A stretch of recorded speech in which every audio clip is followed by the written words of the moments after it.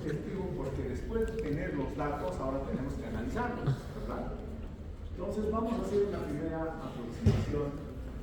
El título dice datos cuantitativos, por lo tanto deberíamos referir solamente a datos cuantitativos, pero recuerden que estamos en investigación en salud, y en salud no solo es cuantitativo, son cuantitativos o cualitativos también nuestros datos, ¿no?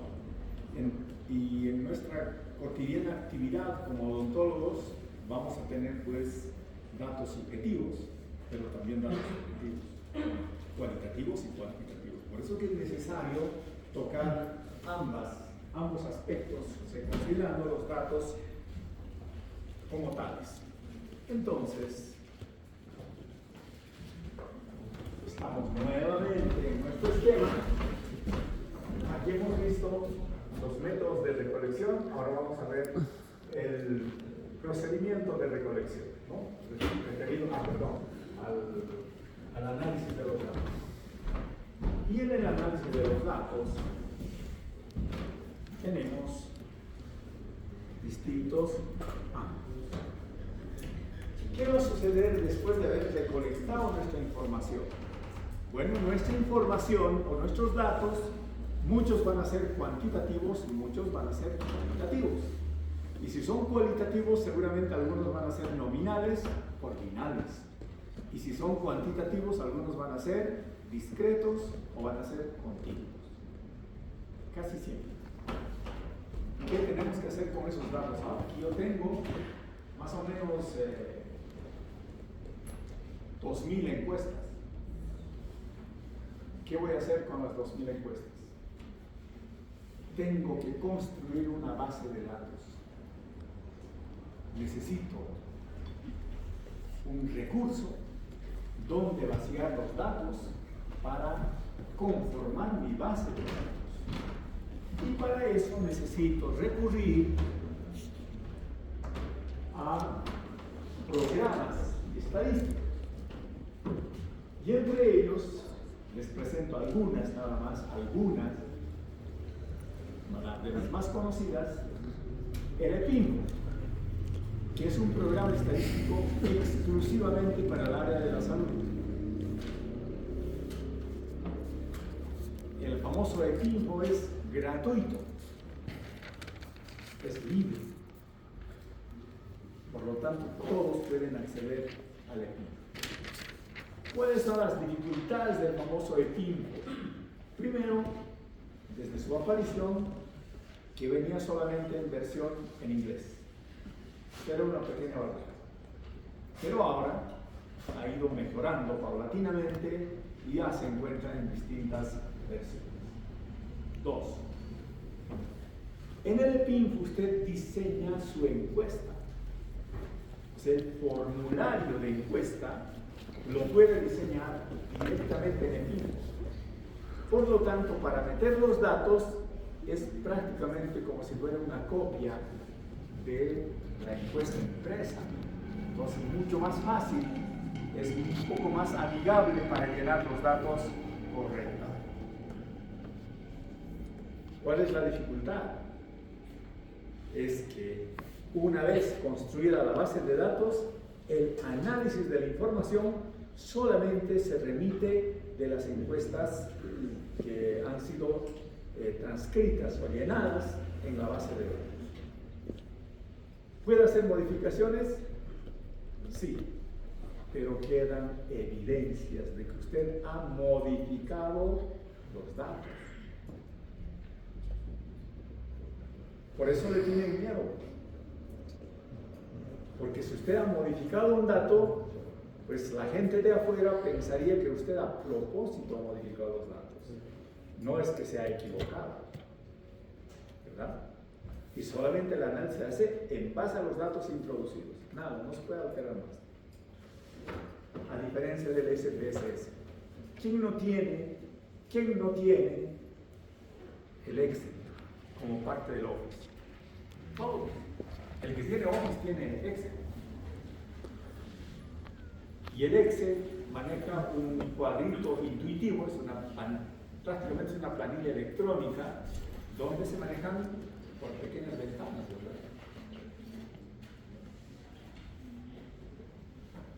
y el SPS es parecido. Y como que es parecido, se puede importar y exportar de Excel a EPI. Usted lo copia y lo pega y listo.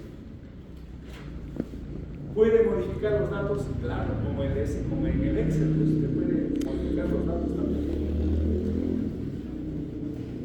Mucho más fácil, ¿verdad? Esos son los más utilizados en nuestro medio, pero existe el ED, el Minitab, el Epitab, etcétera, y hay muchos otros más, ¿no? Que no los... Gracias a estos programas estadísticos, entonces vamos a procesar la información y podemos hacer el análisis. ¿Qué quiere decir analizar? Analizar quiere decir descomponer en sus partes esenciales para luego interpretarlos en la contraparte que se llama síntesis.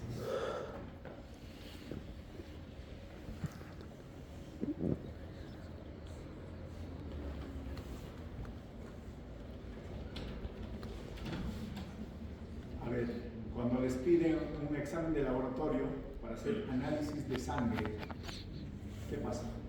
Pasa un reporte donde están glóbulos blancos, glóbulos rojos, etcétera, como los neutrófilos, los basófilos, etcétera, y están sus números. ¿Qué ha hecho la sangre? Lo ha descompuesto en sus partes. Pero solo así no nos sirve. Hay que interpretar. Dependiendo si los glóbulos rojos estaban muy elevados o los linfocitos T elevados, etcétera, uno puede decir, hay una patología, hay una infección, o no hay, ¿verdad? Entonces eso es global. Por lo tanto, en este caso ocurre lo mismo. Analizar quiere decir descomponer en sus partes, pero tenemos que interpretarlo con el otro símbolo que se llama síntesis. El análisis y la síntesis siempre van juntas de manera directa. Con esa idea hay que descomponer las cosas entonces.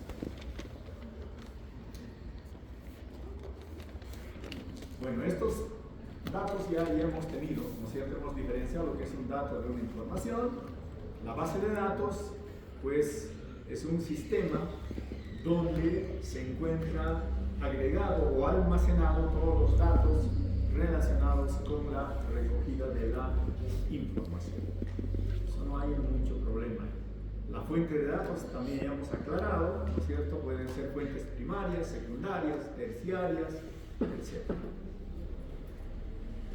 Y los tipos de datos pueden ser, como ya les he mencionado hace un momento, cualitativos o cuantitativos.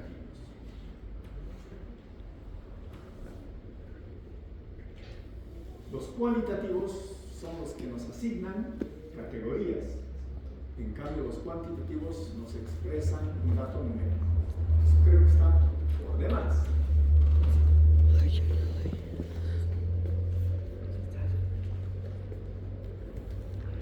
Los datos cualitativos, además, pueden, en su escala de medición, ser nominales o ser ordinales.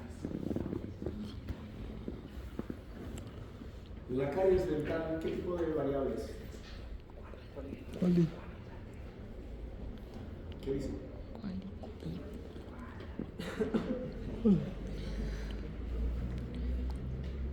Es cualitativa porque es una condición.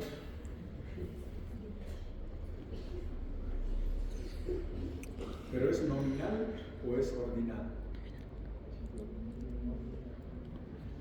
¿Qué dice?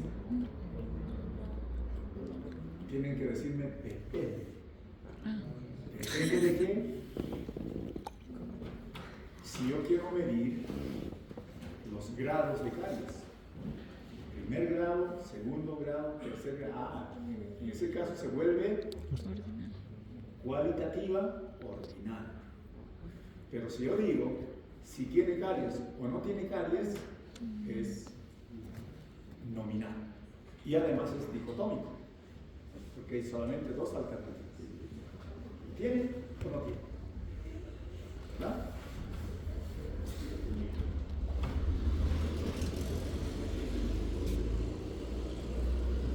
En cambio, los cuantitativos expresan generalmente un valor numérico. Pero además, este valor numérico, ¿no es cierto?, puede medirse mediante el conteo, esencialmente, que sería una variable cuantitativa discreta. Y si es continua, quiere decir que además de poderlas contar, me permite interpretar las fracciones que existen entre un número entero y otro número entero.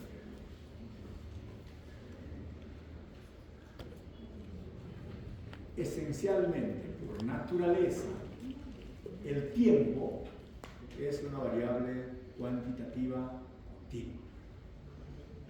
Así como la moneda, por ejemplo, el volumen, el peso, la longitud, todos son cuantitativos continuos.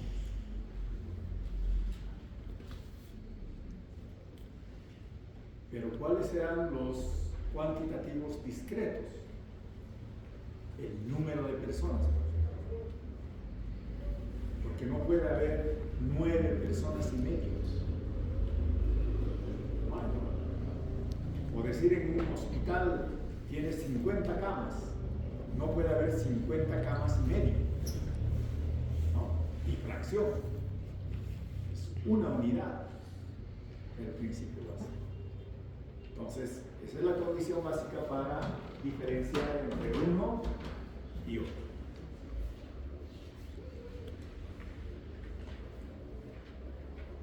Entonces, los datos cuantitativos tienen una representación numérica, ¿no es cierto?, que representan un orden, por supuesto que sí, pero también pueden tener otros atributos.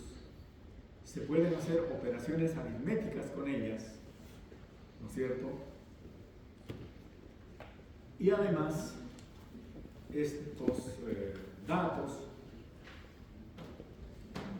pueden ser interpretados según cómo los datos se llegan a concentrar respecto a la media o cómo los datos se dispersan respecto a la media.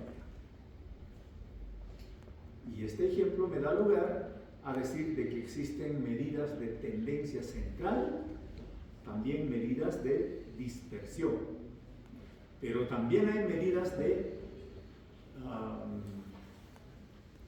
posición, medidas de forma,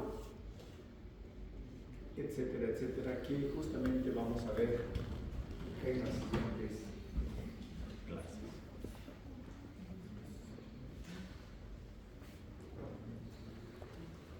Y aquí tenemos los datos cuantitativos, por ejemplo. Como en el primer caso, simplemente contamos el número de personas. Siempre va a ser un número entero. En cambio, si yo quiero medir la estatura, va a haber fracciones. ¿Verdad? Por eso se llaman continuos. Eso lo hemos visto ya en variables, en el tema de variables. Los discretos obviamente solamente se pueden contar y los continuos pues establecen los distintos niveles o grados entre un número entero y otro número entero. Y se reconoce de que la cantidad de posibilidades de división entre un número y otro número entero son infinitas. O sea, entre el 7 y el 8 las fracciones son infinitas, ¿no? 7.0001, 002 o directamente 1 punto y tantos, etcétera, etcétera. Esa posibilidad es infinita, dependiendo del cierre a la hora de medición. Además, estas pueden dividirse en datos de intervalo y de razón, que también ya les he explicado en el tema de variables. Hemos tenido una clase de variables. Por lo tanto, hemos dado ejemplos y la diferencia entre los datos de intervalo y los datos de razón respectivamente. ¿Qué más?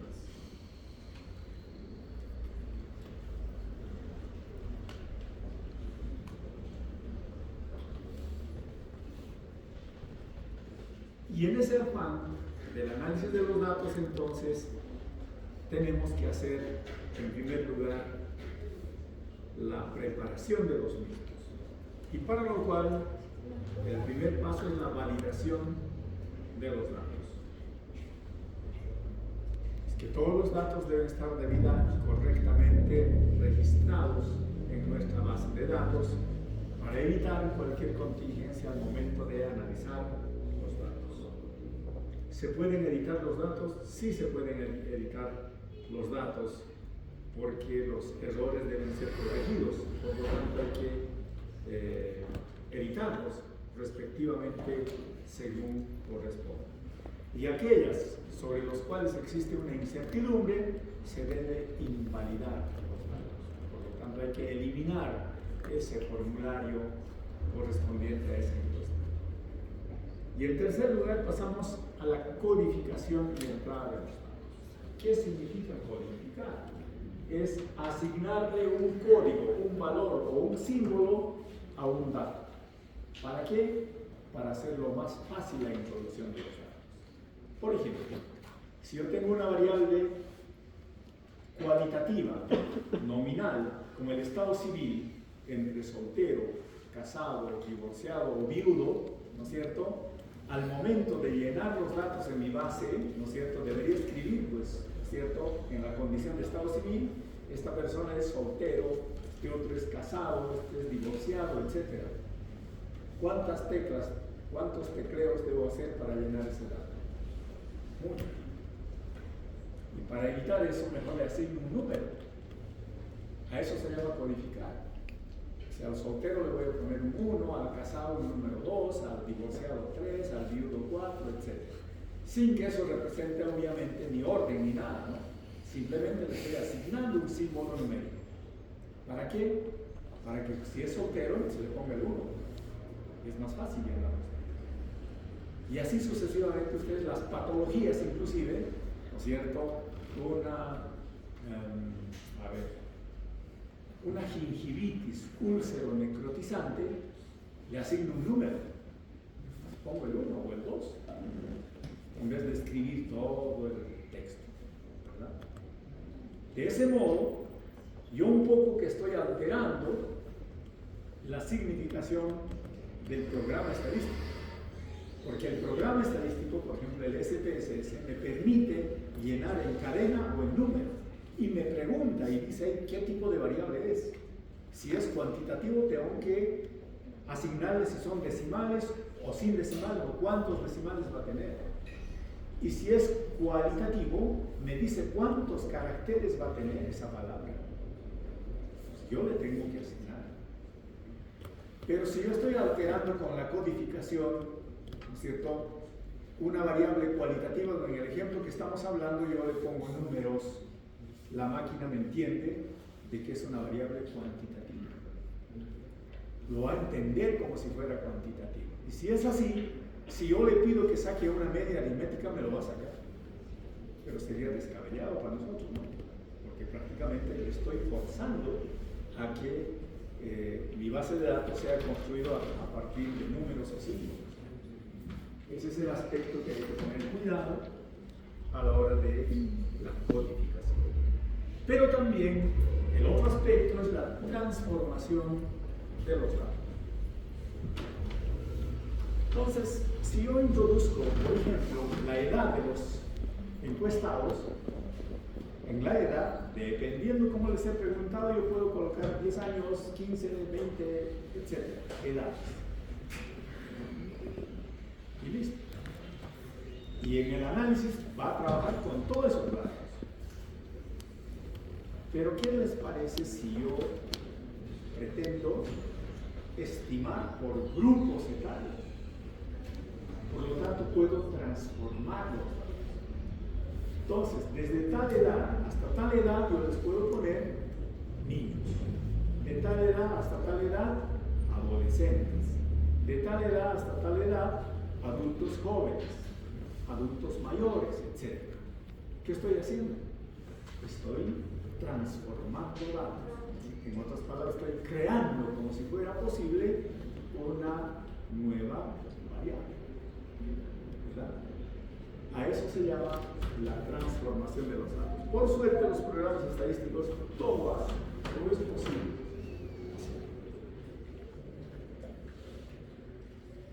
Bueno, ahora sí, con esto nos quedamos y la próxima continuamos.